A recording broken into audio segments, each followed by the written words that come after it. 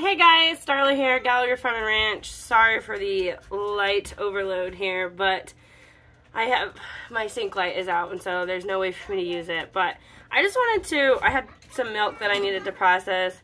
Please ignore my kitchen, it is a disaster. We literally just got home from our trip yesterday, and so we took everything out of the car and it's now either on the table, on the hutch, or on the coffee table. My kids are putting laundry away right now as we speak. But I had to do some milking because milking is something that has to be done both in the morning and the evening. There's no two ways about it. And so I figured real quick while I was straining this, I just wanted to tell you guys something that I do on the farm that really helps me out. Being a farmer can be really overwhelming. Like, straight up, it's one of those things where it's like, it's kind of like owning a house, but worse, because literally no matter what you do, there is always more projects. Like, always, always, always more projects. And so you can get in this habit of like looking around and seeing all the things that need to be done, and it's just like, oh my gosh, I'm such a failure, I can't seem to keep up with any of this. But like, it's awful, and it mentally just like degrades you, and at the end of the day you just feel like you didn't do anything, and everything you did do was worthless, and you still have so much to do. Like, why even try, why bother, so on and so forth. And so typically at the beginning of March I start doing like my one a day, and what that means to me is that every day I pick one thing, and it doesn't have to be big, and it doesn't have to be like a major huge thing. Like, I'm not talking about building a new pen, like a goat pen, or building a shed or anything like that. Like, something small that is attainable. Hey, knock it off, you two. It's like obtainable, that you can accomplish in that day, that's gonna make you feel like something got done. So like, for instance, today I went and I redid, like, around the trees we have, I went and redid the rocks around them. And the reason for that is because aesthetically, it's something that, hey, can you go in the other room? I'm doing a video. Oh yeah, don't let her eat those, that's bad. Thank you. Take them away, go. No. Hey, No. Put them away, please. Bailey. Thank you, baby. Anyway, so like, I went and I did the, Bailey. I am doing a video. Yes, I don't care. Put them away, please.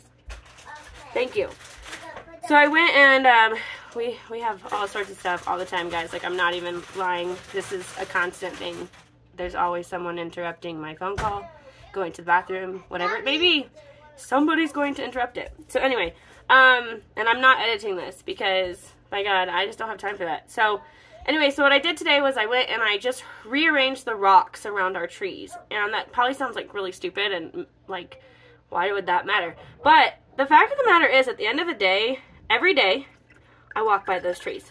And every day I think to myself, oh my gosh, this is driving me crazy that these rocks aren't freaking straight. Like, the circle's not a circle. It's now like an oval or like an oblong triangle that's like not proportionate or whatever. And it drives me crazy. And so on my way back up from milking, I took the 10-15 minutes and I reorganized the rocks around my trees. And it sounds stupid because, like, really, is it that big of a deal? No. But mentally for me, it's a huge deal. It's something that now I don't have to do, right? And I actually had a little extra time today, so I tried every time I went outside, so like for morning milking and then also for afternoon milking, I tried to make sure that I did something. So this morning I went and I did the I took an old freezer that we had, okay, and I took it and I drug it over to where I wanted it by the turkey pins, and then I dumped it out and I power washed, or I didn't power wash it, but I like, you know, like you hold the hose and you spray it really hard. So I did that with it, and I got it set up so that now I can put all my chicken and turkey feed in the freezer so that it's closer to the chickens. Now that sounds stupid, I'm sure. Like, you're like, why would it matter? Like, you probably already have a feed shed, which we do. We have a huge feed shed that we built out of pallets, and it's great. But it's like literally a quarter of a mile from the chicken coop, and that doesn't seem like a really long distance until you're carrying a 40 or 50 pound bag of feed. And so, like, that extra, like, effort that I did this morning, it literally took me like 15-20 minutes with the kids.